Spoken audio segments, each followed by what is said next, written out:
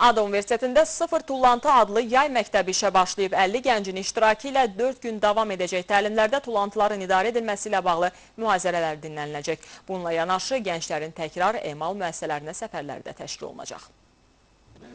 Artıq 5-ci ildir ki, Təmiz Şəhər Açıq Səhmdar Cəmiyyətinin təşkil etdiyi yay məktəbi Aidiya İctimai Birliyi və ADA Universitetinin dəstəyi ilə reallaşıb. Bu dəfəki təlimlərin mövzusu ətraf mühitin qorunmasına, xüsusilə böyük şəhərlərdə başlıca ekoloji təhdid hesab olunan tullantıların idarə edilməsinə həsr olunub. Tullantıların idarə edilməsi sayəsində müasir texnologiyalar və elektron idarə etmə üzrə həll yollarının təlimləri təşkil olunacaqdır. Bu ilki tədbirimiz İCE İctimai Birliyi, Azərbaycan Diplomatik Akademiyası ilə birgə təşkil edilmişdir və bu tədbirdə artıq 50-dən çox müsabiqədən keçmiş tələbə iştirak etməkdədir.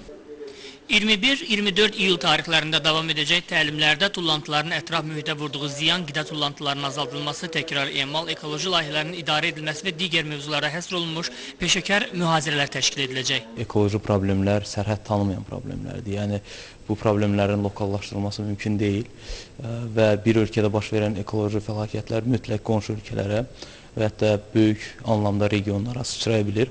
Ümumiyyətlə, İCE İctimai Birliyi olaraq biz ekoloji sahədə gənclərin maarifləndirilməsi, ümumiyyətlə ictimai maarifləndirilmənin qabardılması, bu sahədə işlərin görülməsinə xüsusi diqqət yetiririk. Bununla yanaşı gənclər təkrar emal müəssisələrinə səfərlərdə iştirak edərək tullantıların utilizasiyası prosesini əyani izləmə imkanı qazanacaqlar. Eldəniz Ucadinoğlu, Nahid Qasımzadə, Famil Acalov, Carçı.